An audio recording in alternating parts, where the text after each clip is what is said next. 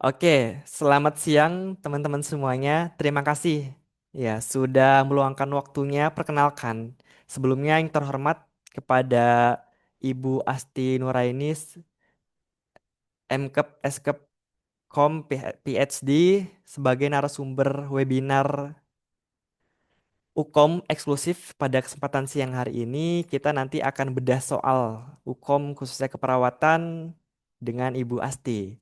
Ya.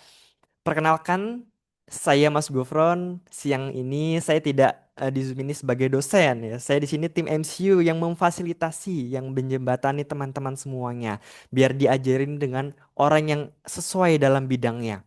Saya berdiri di sini memastikan teman-teman tidak salah langkah nantinya. Jadwal hukum sudah keluar tahun 2026. Ayo siapin, jangan sampai salah dalam menghadapi hukum nanti. Karena satu hal yang perlu kita pahami sejak awal, hukum bukan sekedar ujian kampus, tapi hukum adalah penuntut teman-teman biar bisa ke tahap berikutnya. Biar nanti setelah hukum dapat STR dan bisa bekerja dalam bidangnya. Dan teman-teman di sini, saya bukan sebagai orang tua, tapi sebagai rekan-rekan berharap, ya biar bisa nanti kita bareng-bareng mendapat atau meraih predikat kompeten pada saat setelah nanti UKOM.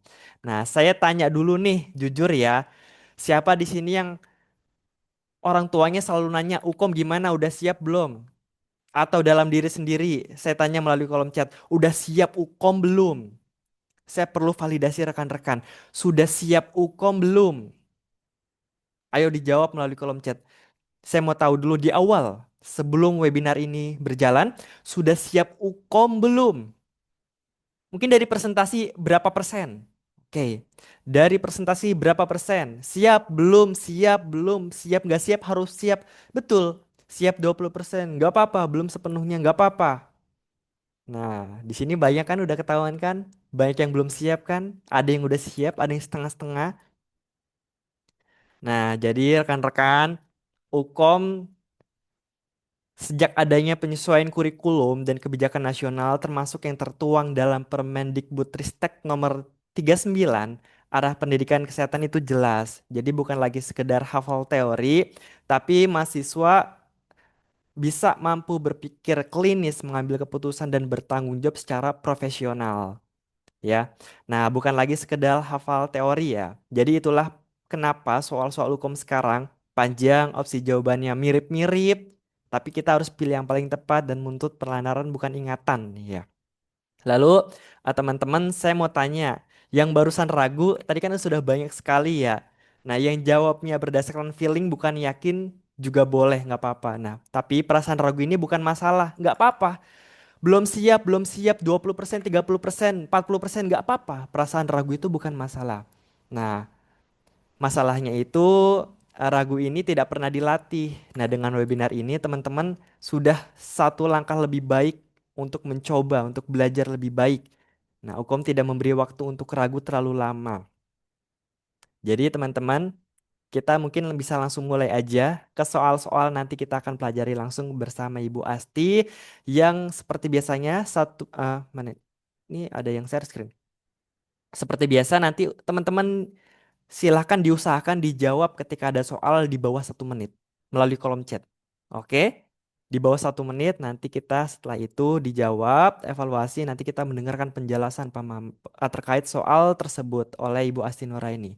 Oke, langsung aja kepada Ibu Asti Nuraini, Zoom dan tempat disilakan dengan segala hormat. Silakan Ibu. Baik, terima kasih. Bismillahirrahmanirrahim. Selamat siang. Assalamualaikum warahmatullahi wabarakatuh. Waalaikumsalam warahmatullahi wabarakatuh. Suara saya terdengar jelas, Mas Gufron. Terdengar dengan jelas Ibu. Baik, pertama-tama saya ucapkan terima kasih. eh, Sampaikan ke pimpinan MCU ya, Mas. Terima kasih atas undangannya. Saya diminta kembali, ini udah sering ya, dan saya cukup senang gitu ya, luar biasa perkembangan MCU ini. Dan tak lupa saya ucapkan selamat datang, terima kasih teman-teman pejuang kompeten yang bisa meluangkan waktu mungkin di tengah-tengah rutinitas, kesibukan. Kalau yang profesi masih praktek, ya masih praktek. Yang profesinya alih jenjang mungkin masih praktek ya di sambi-sambi. Saya akan perkenalan dulu. Nama saya Asti Noraini. Home base saya di program studi pendidikan profesi nurse di Universitas Telogorjo Semarang. Mungkin sesinya sedikit ini ya Mas ya. Berapa lama ya Mas? 5 soal Ibu, 5 soal. Iya, Iya, oh 5 soal aja. iya. Tapi jamnya nggak dibatasin ya? Aman Bu. Iya, sembari kita Aman. nunggu nanti tiba-tiba buka aja kan lebih Oh, ya seru. lah yang satunya lagi, narasumber satunya.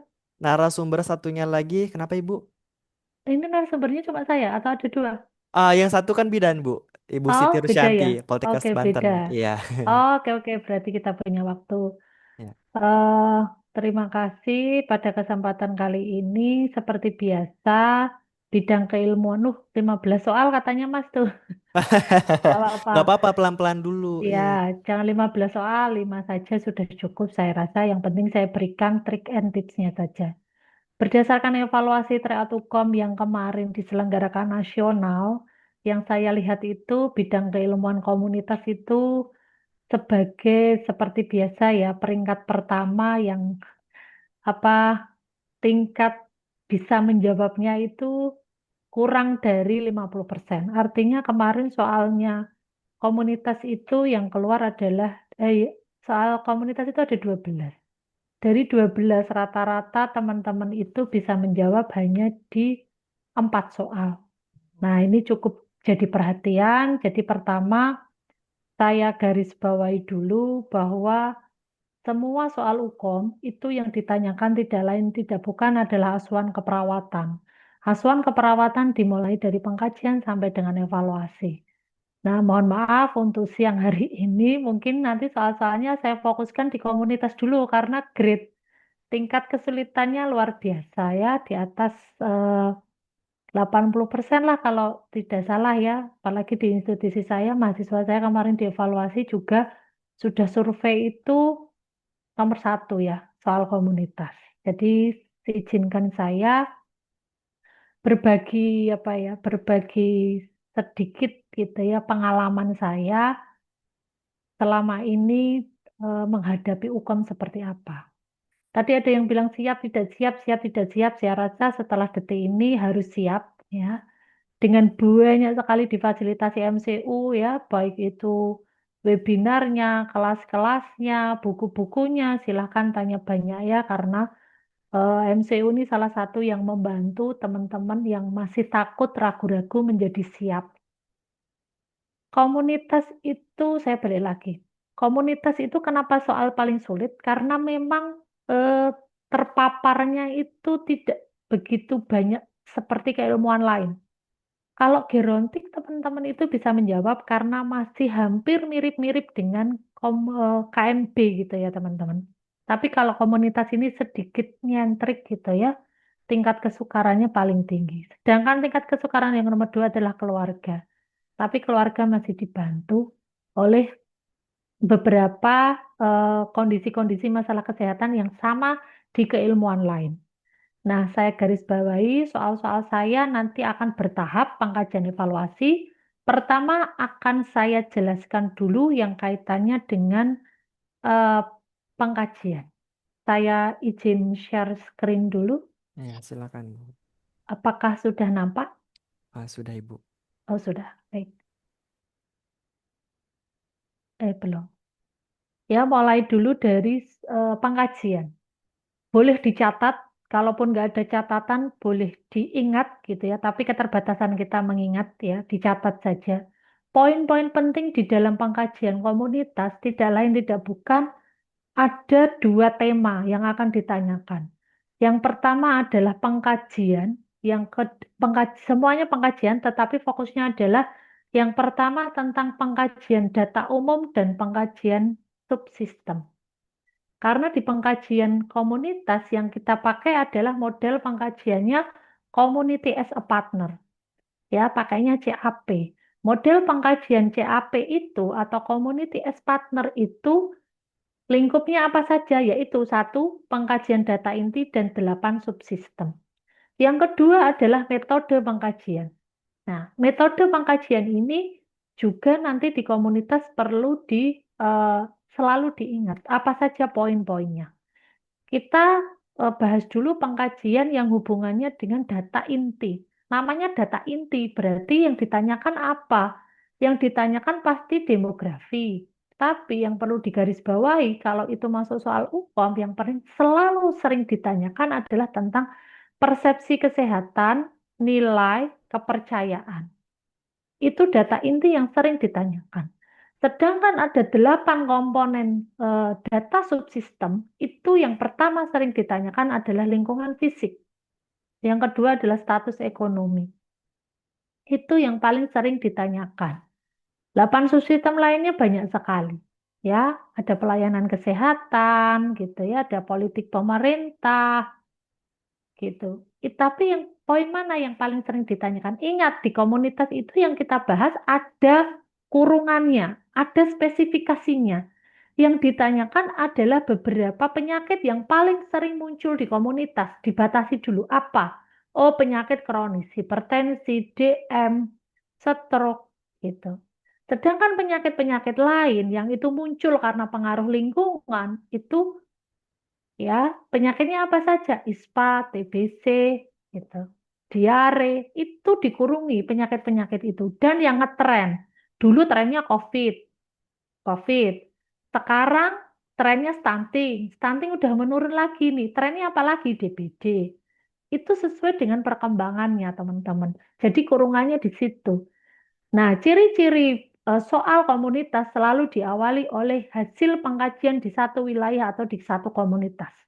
Kemarin habis ngawas ujian tryout ya, itu saya tanya sama peserta, apa, bagaimana soalnya gitu. Terus apalagi saya ya bidang ilmunya komunitas. Komunitas susah Bu, ya. Susahnya apa? Diagnosis. Soal yang paling banyak tentang intervensi. Ya, soalnya menjebak-menjebak gitu. Karena teman-teman akan terbantu di soal intervensi gitu. Nah, yang perlu diperhatikan poin-poinnya itu fokuskan saja bahwa pengkajian yang teman-teman akan pelajari itu adalah di data inti dan 8 subsistem. Satu lagi adalah metode pengkajian. Metode pengkajiannya yang paling sering adalah survei. Ya, yang tidak pernah akan ditanyakan adalah interview, karena interview modelnya bukan komunitas. Interview itu adalah tanya jawabnya eh, person gitu ya. Survei. Setelah survei apa? FGD. Tanya jawab yang modelnya itu fokus group discussion. Jadi grup, grouping, bukan lagi individu. Yang ketiga adalah Winsil survey. Itu beberapa poin yang paling sering akan ditanyakan. Sekarang kita jabarkan bahwa soal komunitas ada 12 teman-teman. Kalau teman-teman bisa menjawab 4, itu biasanya teman-teman kalau diagnosisnya beruntung itu satu, tiganya itu pasti bisa menjawabnya di implementasi dan intervensi. Ya, sangat disayangkan soal itu. Nah, implementasi yang bisa dijawab apa? Ya hanya soal etik gitu. Soal etik selalu muncul di mata ajar. Jadi kalau kita mappingkan 12 soal, itu pengkajiannya berapa, Bu? Pengkajiannya pasti 3. 1 sampai 3 soal. Habis itu diagnosisnya berapa, Bu? Sama, 3. 2 sampai 3. Atau bahkan 4. Ya, atau pengkajiannya 2, diagnosisnya 2, atau diagnosisnya 3. Karena diagnosis itu soal yang memang betul-betul sangat-sangat menjebak dan dirasa peserta pasti susah untuk menjawab. Maka itu dikeluarkannya banyak. 5 ya kan? Intervensinya 2, implementasinya atau intervensinya 2, implementasinya 3, evaluasinya 2. Atau evaluasinya 1. Itu penjabarannya teman-teman. Jadi yang perlu teman-teman kuasai saat ini adalah jatuhnya di mana? Jatuhnya kalau nggak di pengkajian, diagnosis. Udah itu. Maka kenapa itu yang sering saya ulang-ulang? Ya, maka sekarang kita mulai nih soal nomor 1. Tadi sudah saya jelaskan. Soal nomor 1 kaitannya dengan pengkajian, ada data inti dan 8 subsistem.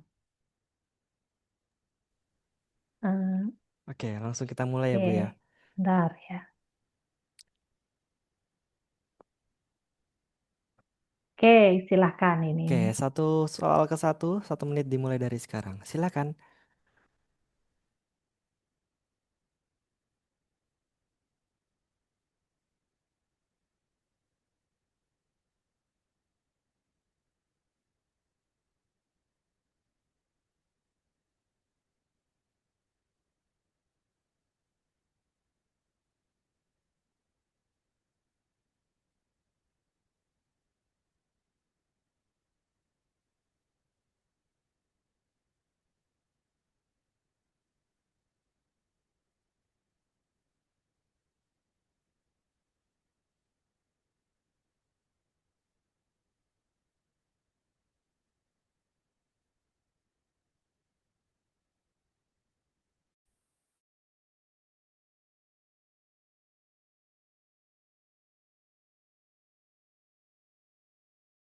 5, 4, 3, 2, 1.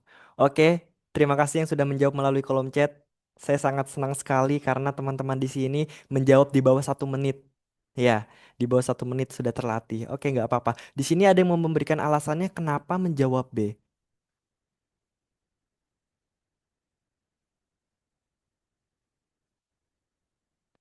Ada yang ingin mau memberikan alasannya? Nah, boleh Kak Cut. Ini saya unmute. Oke, silakan Kak. Baik, terima kasih atas kesempatannya. Izin menjawab. Jadi, kenapa jawabannya lingkungan fisik? Karena berdasarkan data, ini lebih kepada lingkungannya yang menurut saya kurang baik. Karena di sini balita mengalami diare, memiliki kebiasaan jajan sembarangan, kebiasaan mencuci tangan, dan juga tempat pembuangan sampah yang tertutup. Otomatis yang menyebabkan diare itu sendiri saja sudah pasti lingkungannya tidak higienis. Demikian. Terima kasih. Oke, terima kasih Kak Cut. Nih, Mas Kak Teguh, Mas Teguh silakan, boleh. Menurut saya jawabannya adalah E karena nilai. Di sini ada pernyataan bahwa ibu balita mengatakan sudah mengetahui cara pencegahan diare pada anak, tetapi masih beranggapan diare merupakan masalah kesehatan yang biasa. Nah, jadi kita harus merubah bagaimana nilai penyakit diare itu di mata ibu itu yang tadinya biasa itu menjadi sesuatu yang krusial yang harus diselesaikan atau dicegah. Jangan sampai anggota keluarganya terinfeksi atau menderita penyakit diare tersebut. Oke, baik, terima kasih Kak Teguh. Oke, sudah ada dua jawaban. Ada yang menjawab B dan ada yang menjawab E. Nih Kak Riko, silakan. Baik, menjawab D, pendidikan. Berdasarkan dari hasil pengkajian tersebut, didapatkan bahwa masyarakat sudah mengetahui cara pencegahan diare, namun masih menganggap diare sebagai masalah kesehatan yang biasa. Hal ini menunjukkan adanya ketidaksesuaian antara pengetahuan maupun sikap dan perilaku dalam memandang masalah diare ini. Jadi mengindikasikan masalah dalam aspek pendidikan atau promosi kesehatan. Maka pengkajian selanjutnya adalah fokus pada pendidikan kesehatan untuk mengubah persepsi dan perilaku masyarakat tersebut. Terima kasih. Oke, baik, terima kasih Kak Riko. Di sini menarik sekali untuk soal pertama, ada yang menjawab B lingkungan fisik, ada yang menjawab D terkait pendidikan, ada yang menjawab E nilai. Nah, jawaban mana sih yang tepat untuk soal nomor 1 ini? Mungkin kita langsung aja, Ibu Asti mohon diberikan pembahasannya, Bu. Silakan. Baik, terima kasih. Ini luar biasa ya webinarnya. Se eh, apa ramai gini ya, jadi seneng yang ngajarnya ya, Mas. Baik teman-teman ya, kita lihat satu-satu. Ini adalah salah satu gambaran soal komunitas selalu dimulai dari hasil pengkajian. Ingat teman-teman, soal di UKOM itu tidak lebih dari baris yang panjang. Ya, karena kalau ini sih memang lebih dari 5 baris ya, tapi karena tulisannya gede-gede di layar. Tapi percayalah pada saat membaca soal yang sebenarnya UKOM itu pasti simpel. Baris pertama akan dimulai dengan setting tempat. Setting tempat berkaitan dengan keilmuan. Kalau sudah berbicara hasil pengkajian itu berarti komunitas. Setelah itu yang kita lihat adalah baris kedua, ketiga. Kedua, ketiga itu adalah menunjukkan data. Menunjukkan data. Data untuk melengkapi di eh, awal gitu ya, awal awal kalimat settingnya tadi untuk pelengkap. Nah, teman-teman betul yang difokuskan itu adalah di baris-baris terakhir. 4, 5 gitu ya, 4, 5 gitu. Kalau di KMB fokuskan di 3 ya, di 3, 3, 4. Karena kalau yang terakhir itu biasanya hasil pemeriksaan fisik penunjang. Kecuali kalau penunjangnya mempengaruhi. Nah, tapi kalau di komunitas itu identik teman-teman. Identik dengan kita harus betul-betul membaca angka itu prosentasenya. Permasalahan yang ada di komunitas yang perlu kita selesaikan, ya, kalau itu masalahnya berkaitan dengan penyakit, itu insidennya pasti tinggi-tinggi itu harus segera kita atasi. Ya, sekarang pilihan jawaban saya katakan tadi, kita harus identifikasi A, B, C, D, E. Mana soal yang hubungannya dengan pengkajian data inti dan subsistem? Pertanyaan ini mengarah kemana? Apakah subsistem atau inti? Tadi jawabannya bervariasi. Ada yang lingkungan, ada yang pendidikan, ada yang nilai. Maka kita kelompokkan. Pelayanan kesehatan itu maksudnya subsistem, lingkungan fisik subsistem, komunikasi subsistem, pendidikan subsistem, sedangkan nilai adalah data inti. Nah, jadi ini dilihat lagi, mau kemana kita jawabnya. Di sini dilihat bahwa 45%-nya kebiasaan jajan. Oh, 45. Tapi ada 50% tidak memiliki kebiasaan mencuci tangan. 35%-nya memiliki tempat pembuangan sampah tertutup. Ingat di sini pengkajiannya. Kalau kita hubungannya sudah mengetahui cara pencegahan, otomatis harusnya persentase ini nggak tinggi karena dia tahu cara pencegahan diarenya salah satunya dengan mencuci tangan. Maka di sini adalah 50-50%. Ada yang tahu dan tidak. Maka kunci poinnya lagi adalah masih beranggapan. Kira-kira kalau masih beranggapan, kalau kita jawab pelayanan kesehatan cocok nggak? Nggak cocok karena nggak ada di situ mengarah ke tidak pernah membawa ke fasilitas kesehatan misalnya. Atau kondisinya sudah gawat, misalnya diarenya cair, anaknya sampai lemas, dehidrasi, suhunya tinggi. Nah, itu kan berarti bukan komunitas lagi pendekatannya. Itu sudah individu. Nah, komunikasi nggak ada di kasus ini, nggak akan menjelaskan, nggak ada. Nah, maka diekskludkan, kita keluarkan A dan C, kita kunci. Sekarang lingkungan fisik, pendidikan, dan nilai. Pendidikan, kita pilih nggak? Itu belum tepat, karena dia sudah mengetahui cara. Secara kognitifnya dia udah tahu. Itu, sudah mengetahui cara. Ya, apalagi di sini kebiasaan cuci tangan mempraktekkannya 50%. Gitu. Jadi pendidikan kita tolak. Komunikasi A, C, D. Sekarang B dan I. Kenapa lingkungan fisik itu tidak kita pilih, teman-teman? Lingkungan fisik itu hanya menunjukkan satu case, 35% memiliki tempat pembuangan sampah tertutup. Ini boleh kita pilih, tapi bukan jawaban yang paling tepat. Karena ada embel-embelnya lagi. Jawaban yang paling tepatnya apa? Nilai ini jauh lebih the best answer. Kenapa? Karena masih beranggapan. Pengetahuannya sudah bagus. Ya, cuci tangannya sudah bagus. Sudah memiliki tempat pembuangan sampah komunitasnya. Artinya, the best answer yang harus kita lihat di sini apa? Nilai, karena fokusnya adalah di inti, sudah dijelaskan, beranggapan. Ya, jadi menganggap remeh gitu ya. Itu masalahnya biasa. Berarti nilai kepercayaannya harus kita lihat nih. Jangan-jangan dia gara-gara kalau anak balitanya diare itu menandakan anaknya akan cepat pinter, cepat gede. Nah, itu yang perlu kita kaji.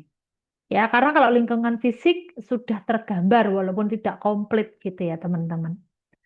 Jadi itu sekilas trik and tipsnya, teman-teman ya.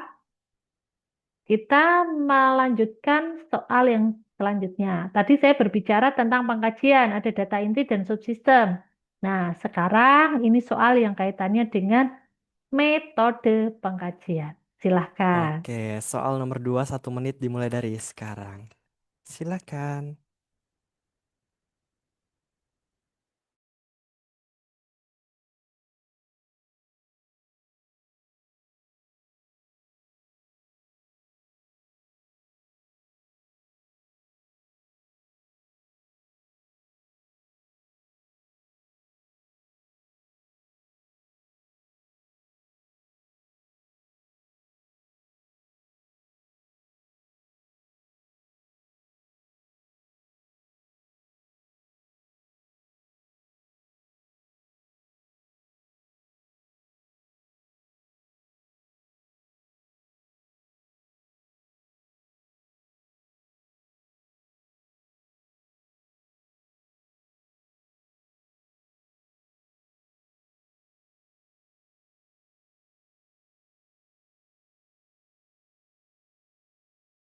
Lima, 4, 3, 2, 1. Oke, terima kasih yang sudah menjawab melalui kolom chat. Yang belum silahkan dijawab.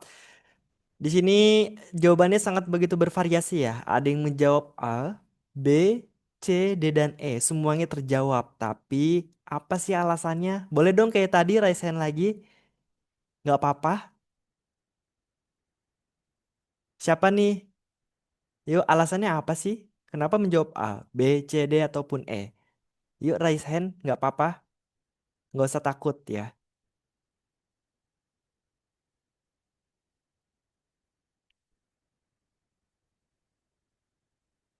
Mana nih yang mau memberikan alasannya? Yuk, kayak tadi, kayak Mas Riko.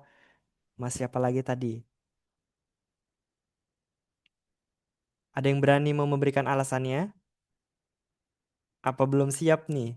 Masih ragu. Halo,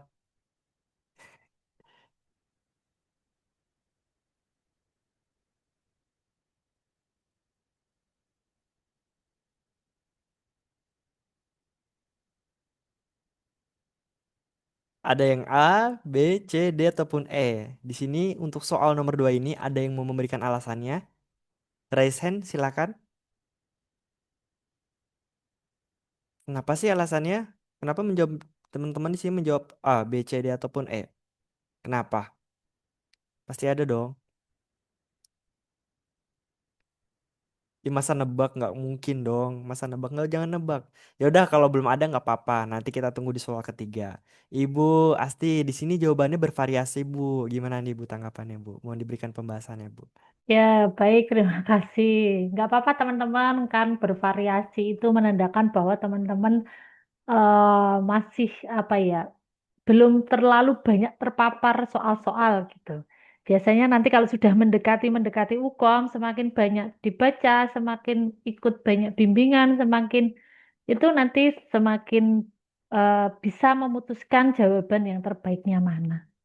Nah, saya akan garis bawahi dulu kapan kita memilih survei, kapan kita memilih interview, kapan kita memilih study case, ya, kapan kita memilih Winsi survei, kapan kita memilih focus group discussion.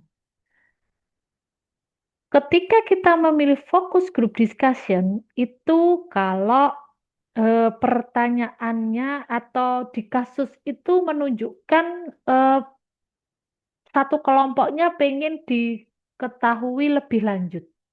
Misalnya nih, ini sudah ada sih 10 dewasa itu kan berarti sudah mencirikan bahwa itu memang kelompok yang menjalani TB paru gitu. Tapi akan lebih spesifik kalau jawabannya itu focus group discussion, ada statement yang mengatakan bahwa dari kelompok ini gitu ya, dari kelompok ini akan menyampaikan beberapa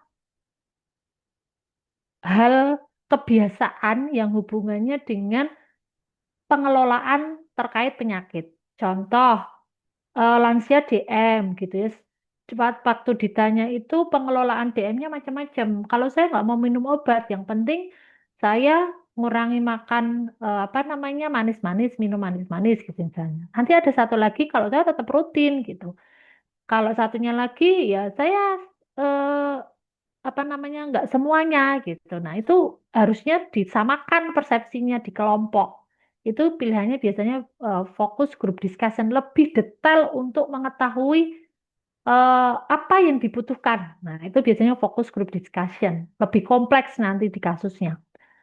Yang kedua adalah Winsil Survey. Winsil Survey itu akan bertanya tentang pengamatan lingkungan. Pasti ini hubungannya dengan penyakit-penyakit yang TB, diare, ISPA gitu. Tapi kapan kita memilih Winsil Survey? Manakala sudah fokus group discussion, sudah menyepakati, sudah mensurvei, pengetahuannya baik, perilakunya baik, fokus group discussionnya tahu apa yang harus dilakukan, tetapi masalahnya masih tinggi. Gitu. Maka yang dilakukan adalah pengamatan langsung ke wilayah. Memotret tuh. Intinya memotret. Bagaimana lingkungannya, bagaimana kebiasaannya, gitu. Terjun langsung ke lapangan. Itu Winchell Survey, lebih mengarah ke situ. Sedangkan interview dan studi case, itu adalah kasus yang tidak ada di keluarga. tetapi lebih ke interview perorangan, interview satu-satu. Kalau study case kunjungan rumah. Ada sih di komunitas, tetapi metode ini digunakannya pada kasus khusus. Ya, karena ini butuh tindak lanjut. Prevensinya nanti masuknya adalah tersier gitu. Nah, paling cocok kalau di kasus ini apa gitu. Kapan kita memilih survei? Ya, namanya survei, angket, kuesioner untuk menggali apa? Untuk menggali persepsi kesehatan. Untuk menggali persepsi kesehatan kaitannya dengan apa? Pengetahuan, sikap, perilaku gitu. Karena secara kasat matanya belum tahu nih, hanya tahunya oh di wilayah itu ada peningkatan kasus TB paru. Dah, cukup. Terus wawancara dengan kader hasilnya apa? Gitu. Hasilnya bahwa eh, belum tahu betul anggota keluarga itu bagaimana sih merawat pasien dengan TB paru gitu. Akhirnya apa yang harus dilakukan? Itu adalah poin-poinnya ya teman-teman. Jadi kalau dilihat di sini sudah ada penyakitnya yang sudah dilakukan apa gitu ya. Akhirnya nanti apa yang harus kita lakukan? Metode pengkajian yang cocok apa? Untuk melihat secara jelas. Betul nggak tahu yang dikatakan kader bahwa dia nggak tahu tentang cara perawatannya berkaitan dengan masalah gitu. Maka kalau dari kasus ini yang paling cocok dan yang paling betul itu adalah metodenya adalah survei. Ya, jadi survei itu digunakan untuk menggali lebih banyak lagi terkait ketidaktahuannya, ketidakmauannya, dan ketidakmampuannya untuk mengatasi satu masalah. Ya, jadi itu teman-teman beberapa poin-poin gitu ya. Kenapa kita harus lakukan survei? Kenapa kita tidak memilih interview gitu ya? Karena ini wawancaranya di kasus sudah jelas.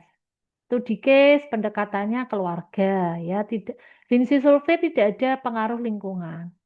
Ya, diskusi bersamanya pun juga tidak ada, maka ini tidak kita pilih.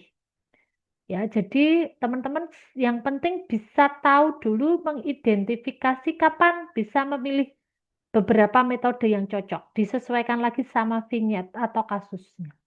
Ya, gitu ya teman-teman untuk soal di eh, pengkajian ya Mas Gufron ya. Ya, Sebelum kita lanjut ke soal diagnosis. Ya, kita lanjut ya soal diagnosis. oke baik Ibu. Oke, soal nomor 3 langsung aja 1 menit dimulai dari sekarang. Silakan.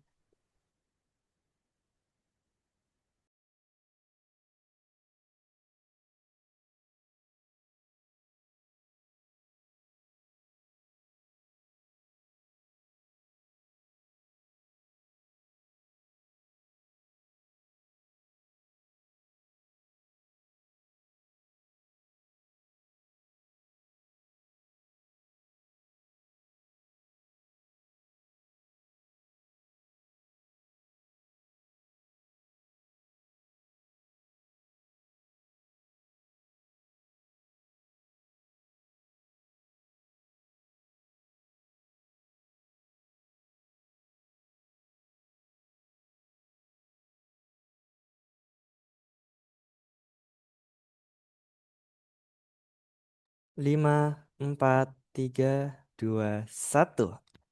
Oke, silakan dijawab melalui kolom chat. Terima kasih yang sudah menjawab di bawah 1 menit. Banyak juga ya. Di sini soal nomor 3 ada yang menjawab B, perilaku, C, ketidakefektifan manajemen kesehatan, D, ketidakefektifan pemeliharaan kesehatan. Nah, B, C, dan D. Ayo, untuk soal nomor 3 ini ada yang mau memberikan alasannya? Resen silakan yuk kayak tadi soal pertama seru. Boleh nggak apa-apa, nggak usah takut, nggak usah khawatir. Ayo raise hand yang memberikan alasannya kenapa menjawab B, C ataupun D. Nah, Mas Teguh silakan Mas. Silakan. Menurut saya di sini anak-anak tersebut sudah mengetahui tentang etika batuk, tetapi keterbatasan tempat sampah. Nah, menurut saya di sini ada ketidakefektifan penyediaan sarpras atau sarana prasarana yang menunjang daripada budaya batu efektif ini agar menjadi suatu perilaku yang baik, terutama di manajemen penyediaan kotak sampah tersebut. Demikian, Mas. Jadi Jadi C ya. jawabannya C.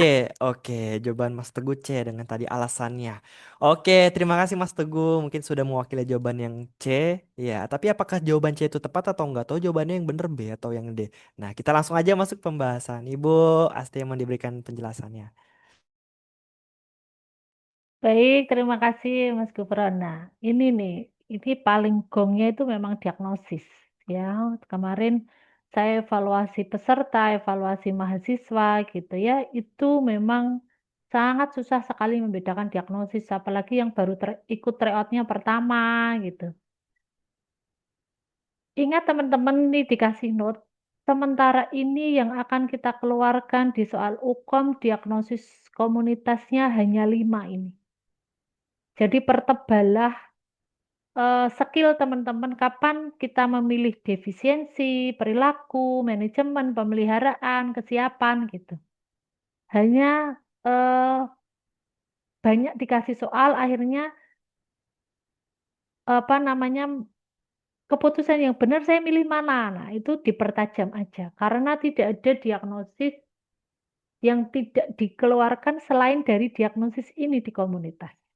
Ya, itu sepakatnya waktu itu pembuat soal atau dosen-dosen KKG, keperawatan komunitas keluarga. Dan diagnosis di keluarga atau komunitas gerontik tidak akan pernah keluar yang namanya diagnosis defisit pengetahuan. Karena yang akan kita ajarkan adalah transfer knowledge atau pengetahuan. Nah, kita satu-satu nih. Kapan kita memilih defisiensi kesehatan komunitas, gitu ya. Kita akan pilih diagnosis ini manakala di kasus muncul masalahnya lebih dari satu. Satu, dua, tiga, masalahnya kompleks. Ada yang baik, ada yang tidak baik, tapi rata-rata semua datanya nggak baik. Ditambah ya, secara sarana prasarana tidak mendukung, gitu ya. Secara finansialnya tidak ada, sumber dayanya tidak ada, itu defisiensi. Jadi soalnya ini bisa dikatakan semua nggak ada yang bagus. Dan masalah kesehatannya banyak. Walaupun ada misalnya, lansia kena DM, stroke, hipertensi semakin bertambah tiap bulannya gitu ya. Udah kebiasaannya dijelaskan. Ada pos bindunya untuk lansia gitu. Tetapi pelaksanaannya tidak optimal. Ya, keterbatasan finansial atau operasional misalnya, keterbatasan operasional. Misalnya begitu aja itu sudah dianggap sebagai diagnosis defisiensi karena masalah kesehatannya munculnya sudah banyak gitu. Terus kapan kita memilih diagnosis perilaku? Diagnosis perilaku kesehatan cenderung beresiko akan kita pilih manakala di situ tidak diperlihatkan satu masalah kesehatan, tapi yang dimunculkan di situ adalah sign and symptom, tanda dan gejala saja. Misalnya belum tahu nih komunitas itu kelompok dewasa aktif bekerjanya itu nggak tahu kalau hipertensi tiba-tiba screening kok tensinya tinggi. Nah ini kan nggak muncul masalah kesehatan, tetapi ada sign and symptomnya, sering mengeluh pusing, tengkuk kaku gitu ya. Pas di screening pengobatan gratis 60% tekanan darahnya meningkat. Nah itu pilihlah perilaku karena mengarah kebiasaannya ke masalah kesehatan. Nah, saya loncat, satu lagi adalah kesiapan peningkatan. Kesiapan peningkatan manajemen ini semua datanya bagus. Bisa ada masalah, bisa tidak ada masalah, penanganannya bagus, komunitasnya juga komunitas yang menunjukkan bahwa komunitasnya itu aktif dan produktif. Setelah komunitasnya juara lomba, ikut kegiatan masalah kesehatan apapun. Nah, itu adalah kesiapan peningkatan manajemen kesehatan. Jadi kalau defisiensi versusnya kesiapan peningkatan manajemen kesehatan, defisiensi datanya jelek semua, kesiapan datanya bagus semua. Perilaku tidak terjadi masalah.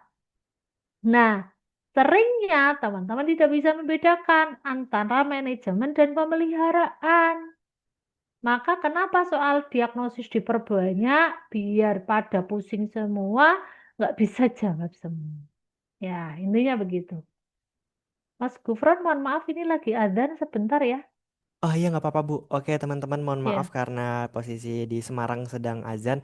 Jadi kita pending selama ya 2 sampai 3 menit. Oke tunggu sebentar ya.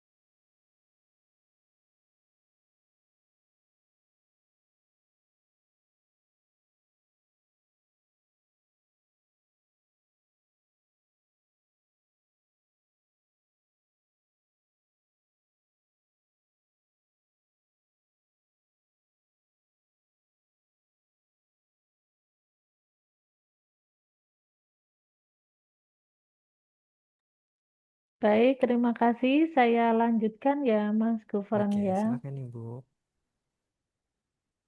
Ya, baik. Teman-teman saya lanjut. Diagnosis yang apa sering kebalik-balik itu antara manajemen dan pemeliharaan. Jadi kapan membedakan manajemen dan pemeliharaan? Kalau memilih pemeliharaan, ini semuanya semuanya sama-sama sudah mengetahui masalah kesehatan. Cuma bedanya adalah kalau di pemeliharaan itu memang sudah tahu masalah kesehatannya, tetapi tidak tahu apa yang harus dilakukan. Gitu ya. Jadi ketidaktahuannya, ketidakmauannya, dan ketidakmampuannya. Jadi ranahnya di pemeliharaan. Sedangkan kalau kita memilih di manajemen, itu sudah tahu semuanya. Tetapi ada faktor eksternal atau internal yang membuat dia tidak mau melakukan. Contoh, sudah tahu harus rutin, harus berobat, harus olahraga gitu ya. Tapi dia nggak mau. Artinya begitu. Kenapa dia bosan minum obat gitu. Nah, itu sepertinya sepertinya dia tahu gitu apa dampaknya kalau nggak mau minum obat gitu. Tapi memang dia lagi bosan aja akhirnya nggak mau minum obat sama sekali. Dia sudah tahu apa yang harus dilakukan tetapi tidak mau melakukan gitu. Itu artinya di manajemen sudah tahu betul kondisinya itu seperti apa. Jadi kalau dilihat di kasus ini yang sudah dilakukan itu apa? Ya berarti ini menandakan bahwa sudah tahu apa yang harus dilakukan. Upaya untuk pencegahan ISPA itu sudah tahu. Tetapi keterbatasan sarana prasarana. sehingga betul ya jawaban yang paling tepat itu adalah ketidakefektifan manajemen kesehatan. Jadi teman-teman membedakannya di situ ya. Kapan komunitas itu paham, kapan komunitas itu tidak paham, dan kapan komunitas itu sudah mau melakukan manajemen terapeutiknya dengan baik ya. Nah, nih defisiensi itu lebih dari satu, tadi sudah saya ceritakan. Kalau perilaku dalam kasus sudah muncul tuh bahwa terjadi ISPA, berarti nggak mungkin kita jawab perilaku. Apalagi pemeliharaan, ya, apalagi kesiapan. Terus kalau contoh ke soal kesiapan ya seperti apa, Bu? Ya bagus.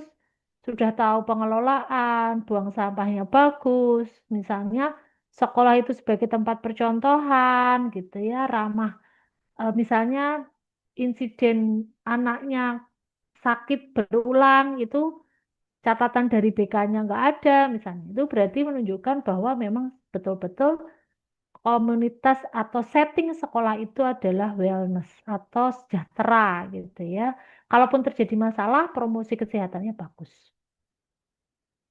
Nah, itu hanya satu ya soal diagnosisnya ternyata.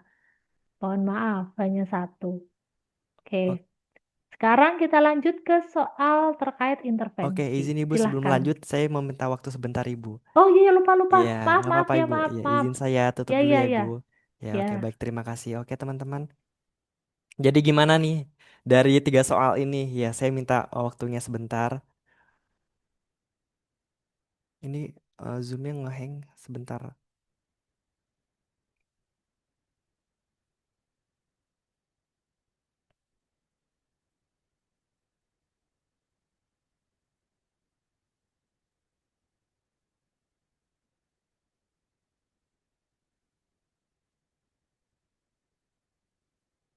Oke, saya minta waktu sebentar. Tadi mohon maaf, zoomnya agak ngeheng PC-nya.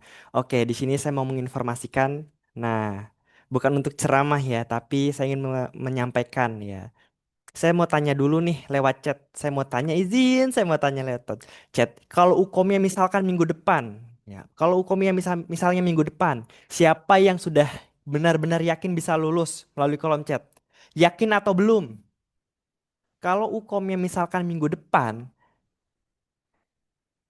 kalau ukomnya misalkan minggu depan dilaksanain, siapa yang benar-benar yakin bisa lulus? Ayo, acungkan melalui kolom chat. Izin. Belum, yakin. Insya Allah yakin, alhamdulillah. Belum banget, belum.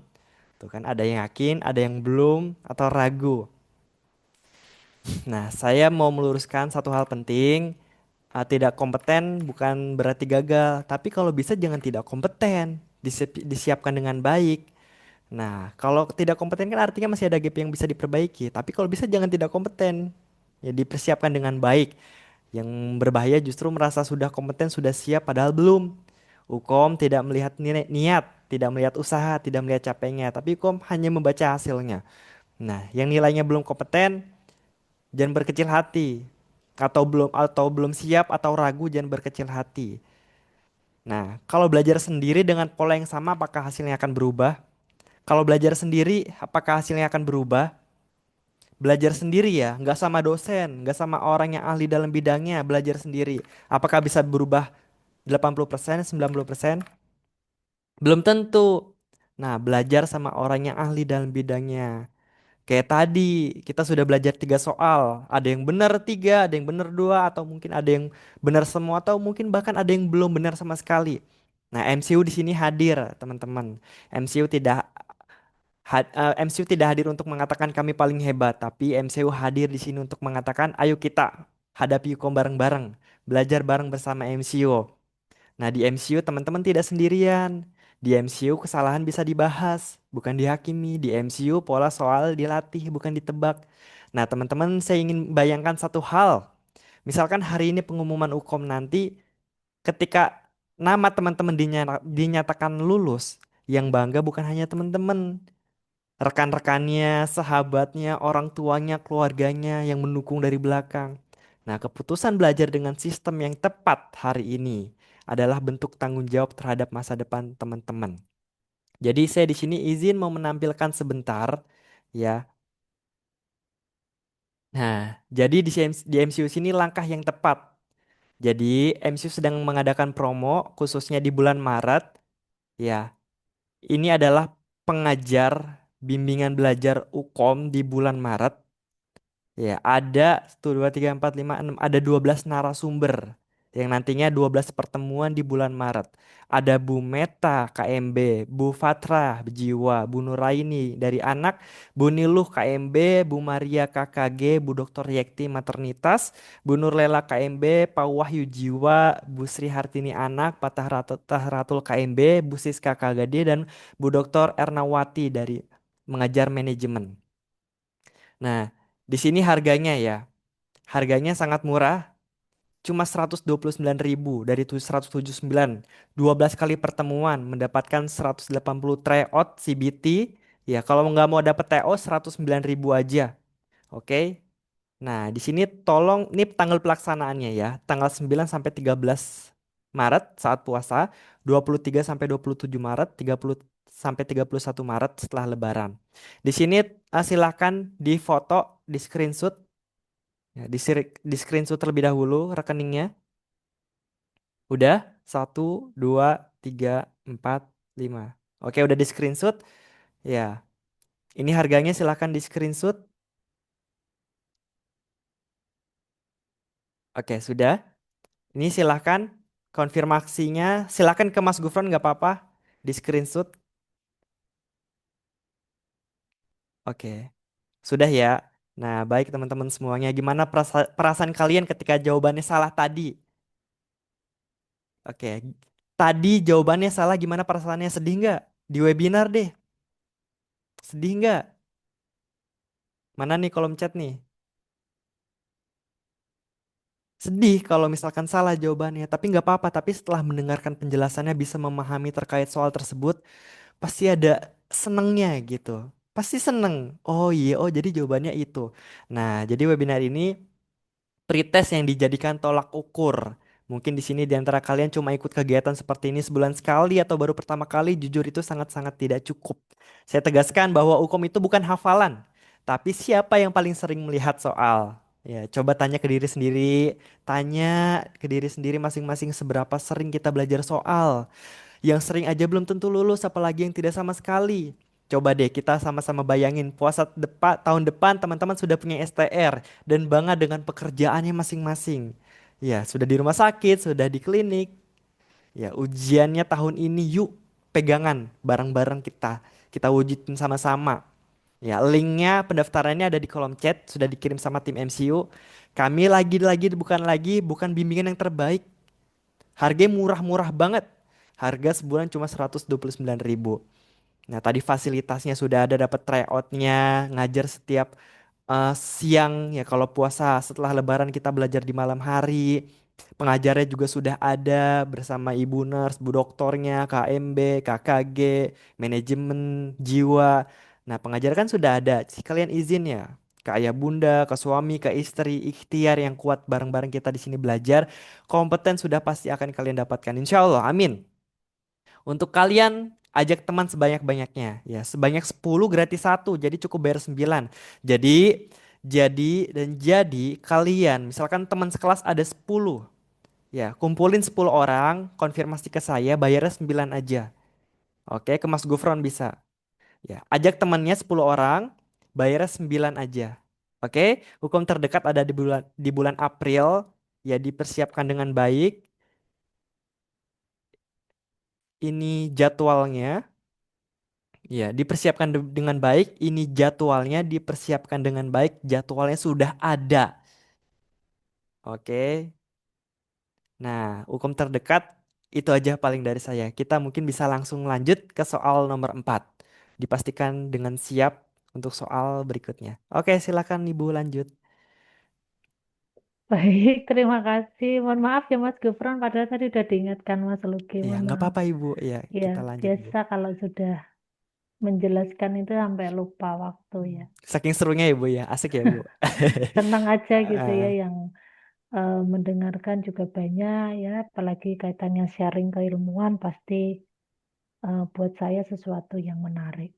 Alhamdulillah. Teman-teman, tahapan selanjutnya setelah teman-teman dapat poin kunci atau inti dari pengkajian, diagnosis, tahap selanjutnya di ASKEP adalah intervensi.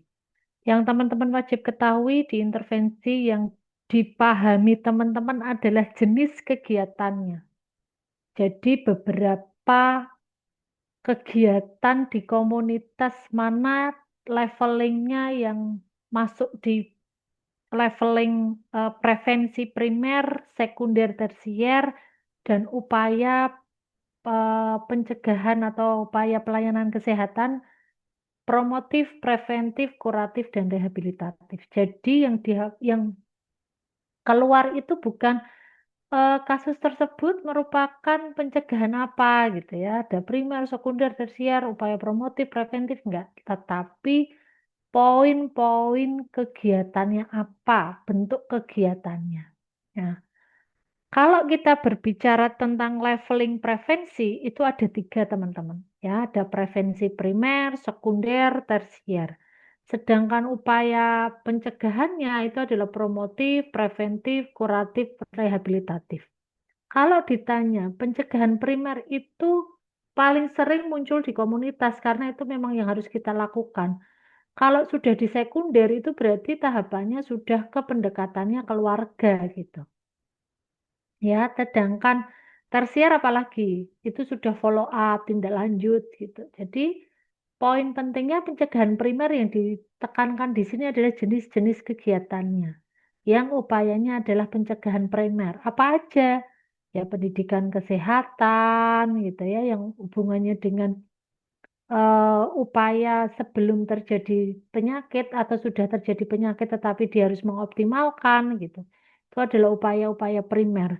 Sedangkan yang kedua adalah yang eh, promotif dan preventif ya. Promotif itu bentuk-bentuk kegiatannya juga sama. Edukasi kesehatan, pemenuhan gizi ya, apa namanya sanitasi lingkungan, usaha kesehatan kerja, sekolah, jiwa. Nah, itu promotif semuanya. Jadi yang dihafalkan teman-teman adalah bentuk-bentuk kegiatannya. Nah, ini salah satu contohnya soal yang hubungannya dengan pencegahan primer. Silahkan bisa dijawab dan tadi yang dikatakan Mas Gufron, silahkan kalau mau mencoba menjawab.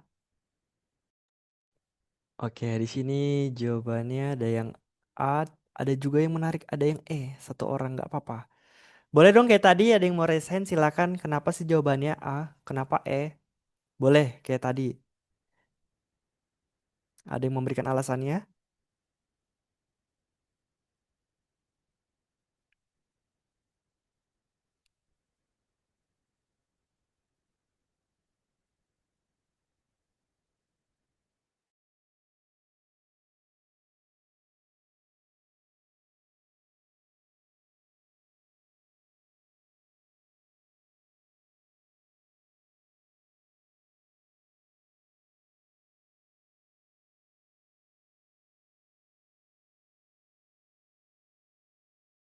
Yuk, ada yang memberikan alasannya? Raisen silakan.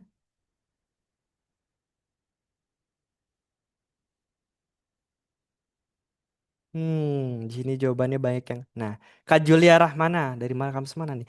Karena pencegahan primer salah satu contoh tindakannya adalah mengedukasi perilaku sehat. Oke, terima kasih Kak Julisti. Dan deh, oke kalau gitu, Bu Asti mau diberikan penjelasan ya Bu. Baik, terima kasih ya Mas untuk waktunya. Baik teman-teman, nah ini bentuk-bentuk kegiatan teman-teman. Sekali lagi soal hukum itu tidak ada jawaban yang salah, semua pasti benar. Kalau ini ditanya, semua primer kah Bu? Iya, ini semua primer. Tetapi kita harus lihat kasusnya. Kasus ini mengarah kemana gitu. Satu-satu dulu ya, ini hubungannya dengan satu penyakit nih, 15% membuang dahak sembarangan. Berarti kan ini bagus ya, hanya 15. Berarti lainnya bagus. Yang tidak bagus itu di mana tuh teman-teman nih? 52. Berarti ada satu kebiasaan yang perlu kita lihat. Tapi ini tidak sinkron. Begitu sudah pernah loh dilakukan upaya pencegahan dengan bentuk sosialisasi kebersihan lingkungan gitu. Jadi tidaklah eh, betul kalau itu kurang tepat atau bukan jawaban paling benar ketika kita menjawab Penkes atau pendidikan kesehatan, karena semuanya sudah pernah dilakukan. Nah, menyediakan tempat pembuangan dahak itu juga tidak tepat, ya, karena masih ada data yang tinggi di situ. Mengoptimalkan kegiatan posyandu, ya sudah optimal karena mungkin sosialisasinya dilakukannya di kegiatan itu. Jadi ini tidak begitu menggambarkan pilihan jawaban yang tepat. Apalagi rutin kerja bakti setiap minggu. Di situ sudah ada jelas kebersihan lingkungan, sosialisasi tentang pencegahan sudah, kebersihan lingkungan sudah. Maka balik lagi, data yang masih kurang itu di apa? Ya, berarti yang harus kita lakukan tindakannya adalah kampanye membuka jendela setiap pagi, setiap hari gitu ya, karena di situ datanya 52-nya kurang. Ya, saya bisa memberikan contoh lagi kayak DBD. DBD itu sudah sering sosialisasi macam-macam dilakukan gitu ya. Bentuk pencegahan primernya apa? Nanti dilihat misalnya angka bebas jentiknya masih kurang, yaitu yang perlu ditekankan. Kecuali nanti ada kalimat bahwa tidak pemberian informasi hanya dipasang leaflet di pos atau balai RW misalnya. Nah, itu baru boleh tuh pendidikan kesehatan. Karena itu cara menyampaikannya hanya sekedar pemberian informasinya leaflet, pamflet, poster gitu. Tidak mengedukasi secara langsung, itu baru boleh. Ya, jadi penekanannya teman-teman yuk dibaca lagi yang perlu dikuasai di komunitas itu apa? Ya, tadi level-level prevensinya, upaya pencegahannya, bentuk-bentuk kegiatannya apa? Ya, pendidikan kesehatan ini tidak bukan the best answer gitu ya. Nah, ini selanjutnya teman-teman berbicara, tolong dibedakan teman-teman antara eh, intervensi dan implementasi.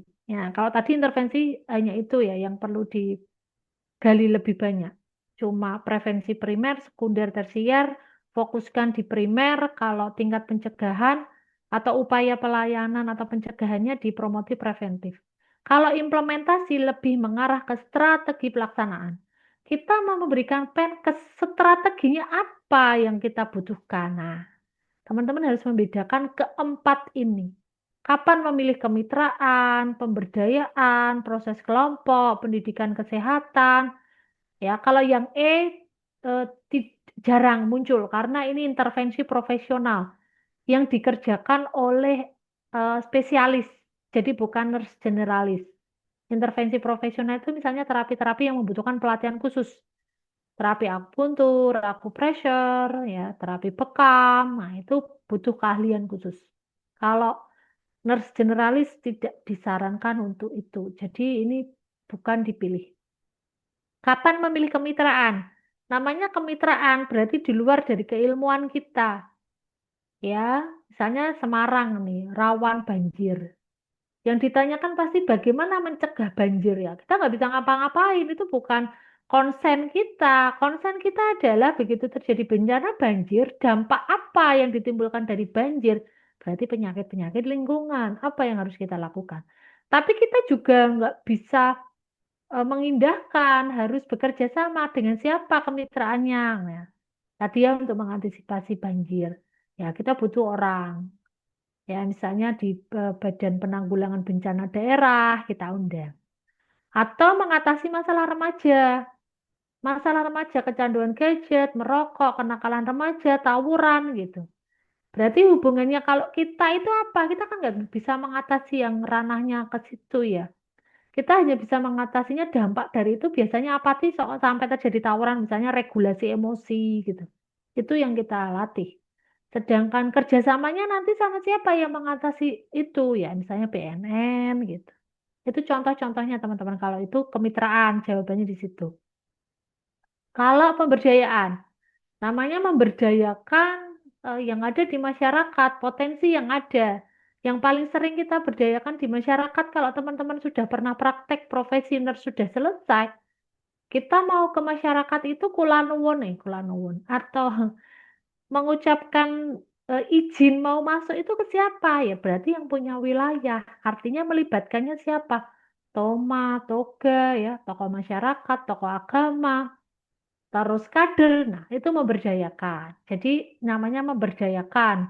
Berarti melibatkan. Melibatkan siapa? Kalau ini konteksnya komunitas, ya melibatkan peran serta masyarakat, warga gitu. Kalau konteksnya itu settingnya di sekolah, berarti memberdayakan unsur yang ada di sekolah. Poinnya begitu ya teman-teman harus dapat itu. Kalau proses kelompok, pasti namanya proses dalam berdinamika kelompok. Berarti ini strategi pelaksanaannya pasti dikumpulin jadi satunya sama-sama lansia DM. Dikumpulin. Semua berarti yang kena DM. Nggak mungkin ada yang DM, hipertensi, stroke. Nggak mungkin. Karena namanya sudah proses kelompok. Yang kelompoknya sama. Ya, dikelompokkan menjadi satu yang strategi pelaksanaannya akan lebih efektif. Ya, jadi nggak campur-campur, nggak umum. Nah, sedangkan pembedanya itu adalah pendidikan kesehatan. Jatuhnya teman-teman di sini, kalau sudah menjawab soal komunitas, semua jawabannya adalah Penkes. Belum tentu, karena teman-teman harus tahu strategi pelaksanaannya apa. Penkes ini ditujukan untuk umum. Ya, semua eh, yang kaitannya ketidaktahuan, ketidakmauan, dan ketidakmampuannya. Semua kelompok usia. Ya, jadi nanti di situ tidak spesifik menyebutkan kelompoknya siapa. Atau ini masih sifatnya umum, tidak menegaskan bekerja sama dengan siapa, melibatkan siapa, ya, mengumpulkan kelompok siapa. Nah, berarti umum, teman-teman. Jadi ini ranahnya pengen ke sini sesuatu yang sifatnya tidak menspesifikkan yang ditanyakan itu apa. Nah, jadi silakan bisa dijawab kira-kira dari penjelasan saya. Kalau ada soal seperti ini, teman-teman mau memilih apa? Di sini mahasiswa rekan-rekan menjawab, ada yang menjawab A, ada yang menjawab B, ada yang menjawab C dan D, A, B, C dan D kecuali E. Nah, dari 580-an nih, yuk siapa yang memberikan alasannya boleh banget silakan raise hand kayak tadi. Neka Nadia Fahriani. A, kata kuncinya karena bekerja sama dengan ahli gizi. Oke. Yang lain yang mau raise hand boleh. Mana nih yang memberikan alasannya kenapa? A, B, C, D ataupun E? Silakan.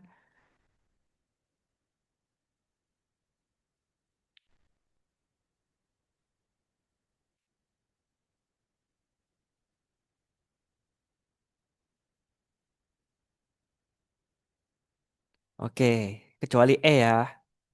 Silakan yang belum menjawab, silakan dijawab.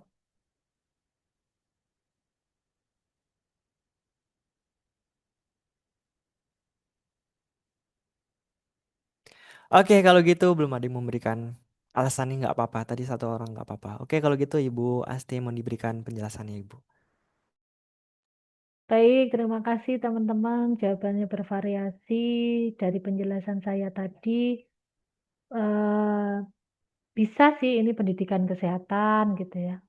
Tetapi ini bukan jawaban yang tepat. Kalau proses kelompok juga tidak ada kalimat yang mau spesifik mengelompokkan untuk menyelesaikan masalah. Kalau pemberdayaan sekali lagi melibatkannya ini adalah warga atau masyarakat.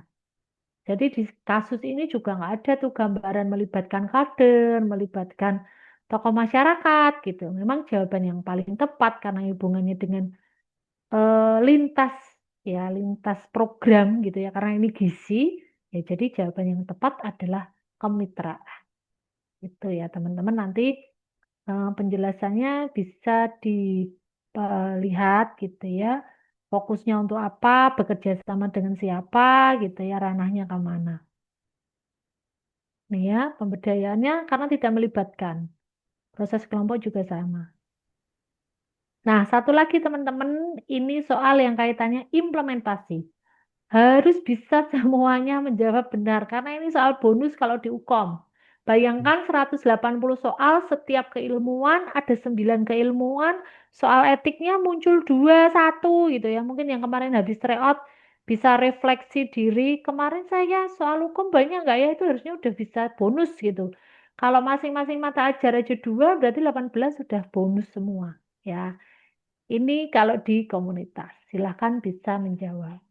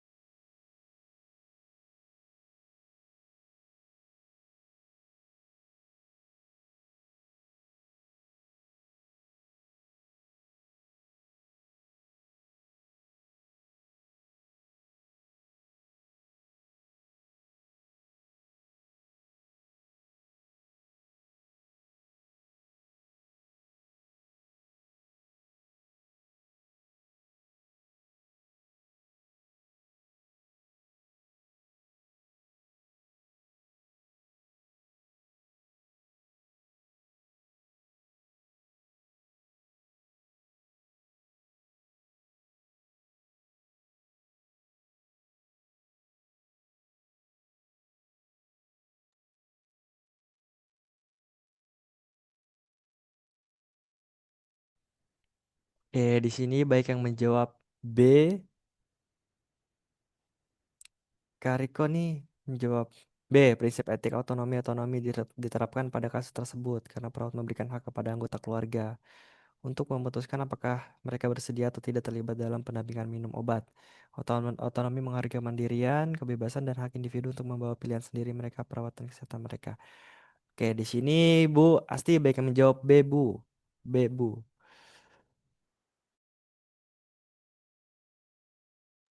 Langsung saya jawab ini Mas.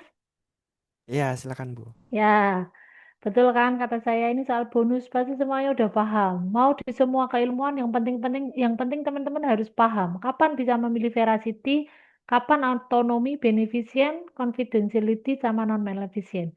Biasanya nanti akan eh, apa rada sedikit bingung kalau itu beneficient dan non maleficent gitu ya misalnya. Karena ini bermanfaat dan satu dampak gitu. Sama-sama menjelaskan manfaat tetapi yang non maleficent nanti lebih jelasnya itu lebih ke arah dampak saat melakukan tindakan, upaya apa yang harus dilakukan. Tambahannya itu. Jadi kalau beneficent itu murni hanya menjelaskan tentang manfaat, tujuan gitu. Tapi kalau non maleficent lebih ke mengantisipasi hal-hal yang tidak diinginkan. Ya, kalau autonomi udah tahu tentang kebebasan, ya soal ini betul jawabannya karena kita harus inform consent dulu ya, menanyakan kesediaannya, ya harus menanyakan mau apa enggak gitu ya. Jadi jawaban yang paling tepatnya adalah autonomi. Jadi mohon di highlight gitu ya, kapan pemilihan masing-masing ini gitu ya. Karena sekali lagi prinsip etik di dalam soal hukum itu tidak ada yang soalnya itu negatif. Soal yang jelek-jelek yang dilakukan perawat itu nggak ada. Soal hukum akan mencerminkan soal-soal yang bagus. Apa yang dilakukan perawat gitu ya. Membantu, menjelaskan, melakukan semua kegiatannya bermanfaat, bersikap adil gitu ya, bersikap jujur, merahasiakan gitu. Jadi nggak ada eh, soal yang hubungannya dengan yang negatif. Jadi pasti keluar. Saya juga kalau pengalaman nge-review soal gitu ya, soal biasanya kalau nggak ada soal yang hubungannya sama etik ya, biasanya kita nanti akan mengarahkan itu soalnya ke etik karena ini sangat membantu mahasiswa. Tuh ya, teman-teman, ini bagian dari implementasi. Sekali lagi, ini bagian dari implementasi. Penjelasannya kalau yang soal hubungannya sama etik, saya rasa sudah sering terpapar. Nah, ini soal terakhir ya, teman-teman, yang hubungannya sama soal evaluasi. Ada sumatif dan ada formatif. Silakan saya kasih kesempatan dulu untuk menjawab. Silakan.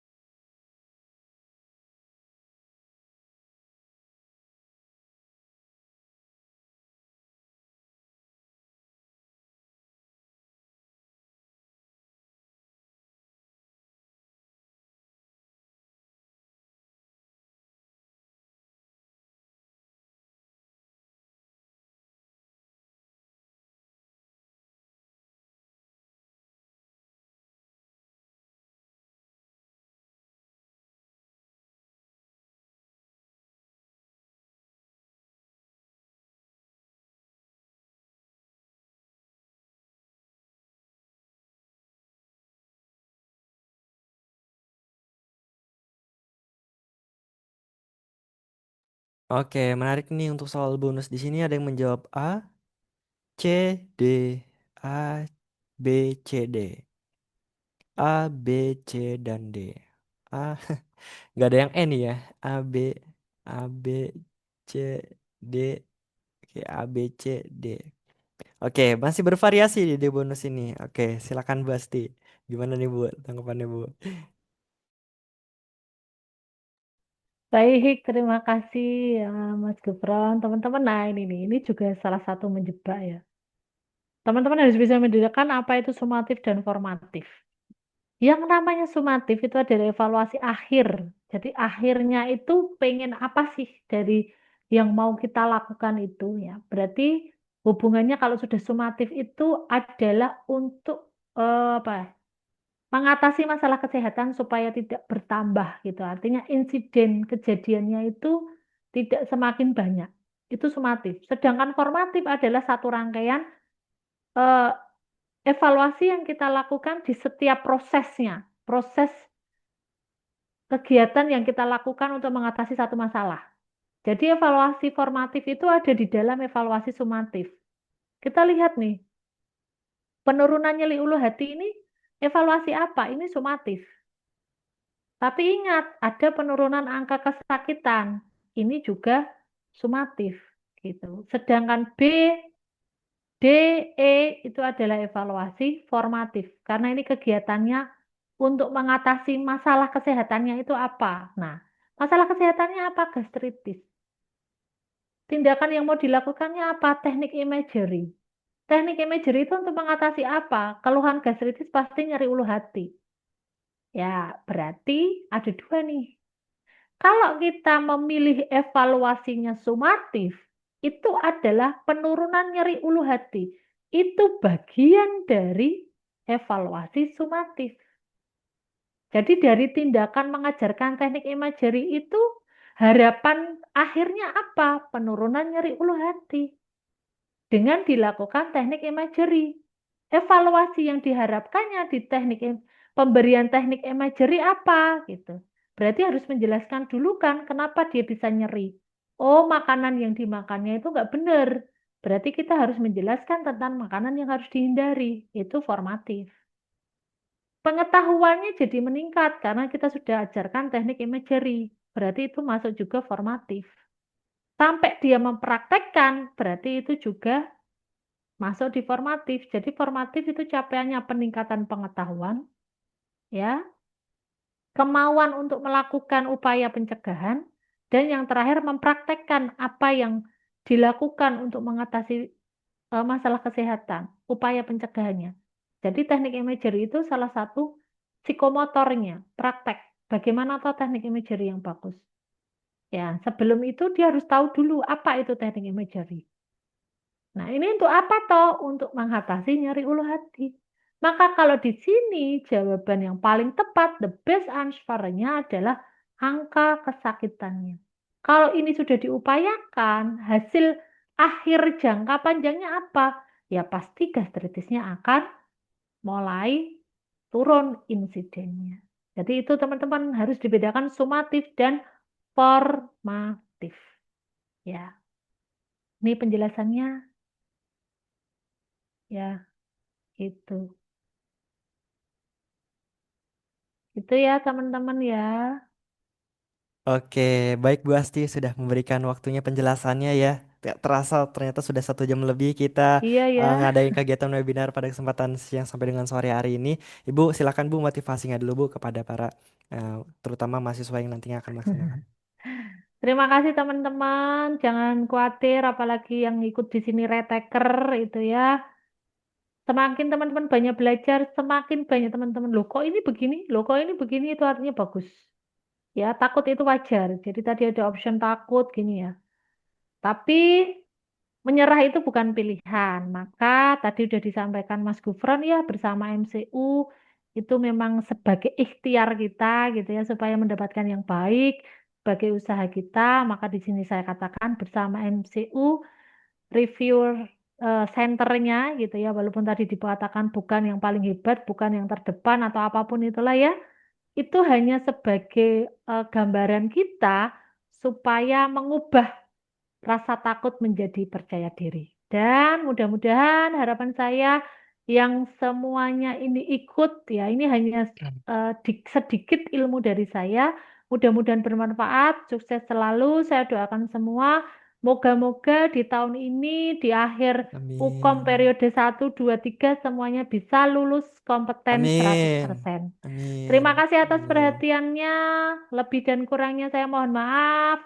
Saya akhiri. Selamat sore. Assalamualaikum warahmatullahi wabarakatuh. Minar Balamin, Waalaikumsalam warahmatullahi wabarakatuh. Nggak terasa ternyata kita sudah 1 jam lebih ya membahas 5 soal dan 2 bonus soal yang sudah diberikan dari Bu Asti pada kesempatan siang sampai dengan sore hari ini.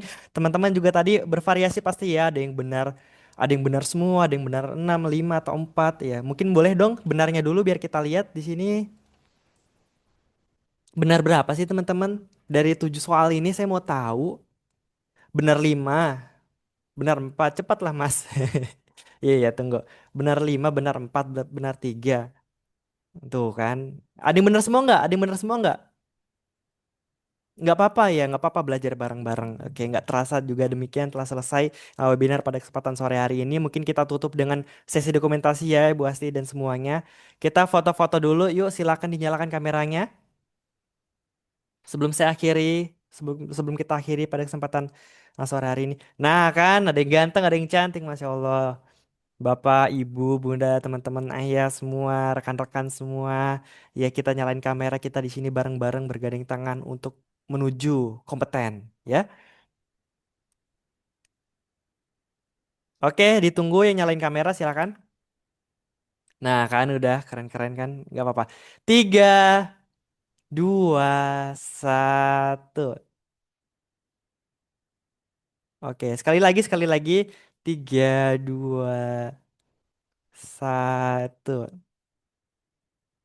Oke, baik. Terima kasih Bu Asti. Terima kasih teman-teman semuanya. Teman-teman jangan keluar dulu. Ibu Asti sehat selalu Ibu. Boleh sudah meninggalkan ruangan Zoom ini Ibu. Terima kasih atas perhatiannya. Mohon izin live. Iya Ibu. Teman-teman tunggu sebentar. Ya, saya mau menginformasikan kembali. Sebentar aja. Saya minta waktunya 5 menit. Ya, saya minta waktunya 5 menit. Sebentar aja, 5 menit aja. Oke. Bukan untuk mengulang materi. Jadi pada menyimpulkan pada siang hari ini sampai dengan sore hari ini. Karena siang hari ini teman-teman tidak hanya mendengar tapi sudah mengerjakan soal, melihat pembahasan dosen dan merasakan langsung tekanan waktunya. Nah, sebelum lanjut saya mau cek dulu nih melalui chat. Ya, Bu Asti sudah meninggalkan Zoom. Setelah ikut sesi siang sampai dengan sore hari ini, apakah gambaran hukum di kepala teman-teman sudah bisa lebih jelas? Sudah jelas ya? Pengerjaan hukum tuh sudah jelas ya? Oke. Udah jelas, tapi di sini sudah jelas ya. Saya mau tekankan satu penting ya. Status belum kompeten pada siang hari ini bukan kegagalan. Tapi kalau bisa diusahakan sebaik mungkin. Siap tidak siap. Saya mau tanya sekali lagi. Kalau pola teman-teman tetap sama seperti sekarang, pola belajarnya ibu-ibu, ayah, bunda, teman-teman semuanya, belajarnya sama orang yang lebih paham, sama orang yang sesuai dengan ahlinya, apakah hasilnya akan berbeda? Apakah hasilnya akan berbeda? Tentu jelas berbeda. Kenapa? Karena kita belajar langsung dengan eh, orang-orang yang menulis di soal hukum tersebut. Ya, yang di reviewer di soal hukum tersebut. Nah, teman-teman, rekan-rekan, bunda, teman-teman semuanya, MCU tidak datang untuk mengatakan kami paling hebat lagi. Kami hadir di sini untuk satu, yaitu hukum tidak adil untuk dihadapi sendirian. Hukum tidak adil untuk belajar sendirian. Belajar sendiri itu mungkin, tapi belajar sendiri itu berat. Nah, di MCU, rekan-rekan tidak hanya diberi soal, tapi dibimbing untuk berpikir seperti yang diuji kompetensi. Apa yang rekan-rekan lihat malam ini siang hari ini penjelasan dosen itulah pola yang diterapkan di kelas bimbel MCU. Bukan jawaban instan, tapi proses berpikir dilatih terus-menerus ya. Sekarang saya ingin mengajak rekan-rekan memikirkan satu hal yang sering kita lupakan. Hukum bukan hanya tentang kita, ada orang tua, ada keluarga, ada suami, istri, rekan, kerabat semuanya mungkin tidak paham detail soal hukum, tapi sangat paham arti kata lulus. Lulus harus kita kejar, kompeten harus kita kejar. Oke, keputusan untuk mempersiapkan diri ada di diri sendiri, tanggung jawab diri sendiri. Nah, sekali lagi izin sekali lagi. Ini saya menginformasikan Mas Karim boleh dikirim link absensinya dan link pendaftarannya. Nih, izin sekali lagi ya. Oke.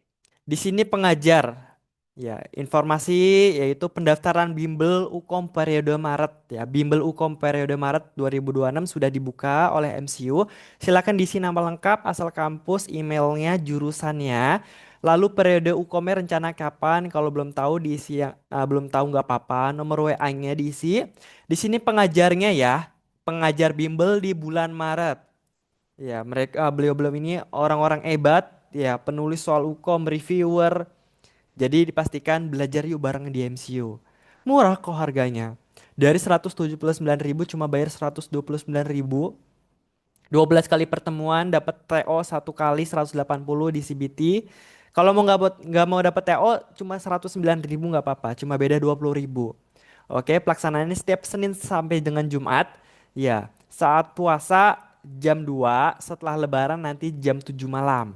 Oke, batas pendaftaran sampai batas pembayaran itu Minggu 1 Maret ya, jam 12 malam. Ini silakan difoto. Satu, silakan difoto di SS screenshot. Oke, tanggal pelaksanaannya di screenshot. Nih, rekeningnya silakan atas nama Mahakarya Citra Utama. Oke, silakan di screenshot. Bukti pembayarannya bisa di WA ke Mas Gufron boleh. Langsung Mas Gufron invite ke dalam grup kelas.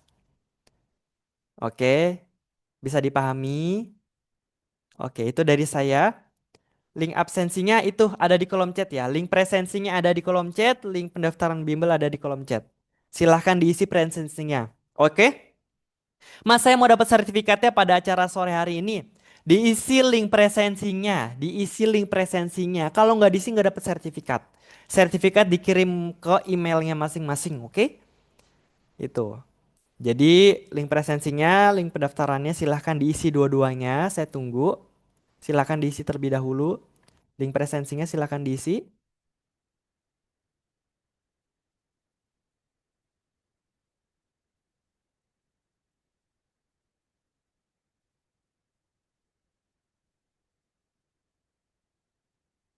Saya mau nanya, di sini kan udah ada jadwalnya ya. Silakan on mic. Di sini kan udah ada jadwalnya. Udah ada yang pasti belum? Di bulan apa UKOM-nya? Ada yang udah dapat jadwal UKOM?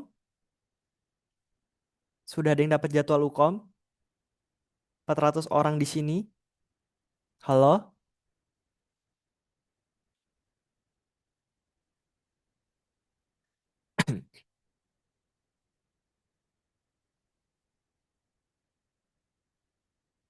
Belum Kak. April Kak. On mic aja nggak apa-apa Kak. Ya. Sudah ada yang dapat jadwal UKOM? On mic aja nggak apa-apa. Yuk kita sharing di sini ngobrol. Saya Agustus, Kak.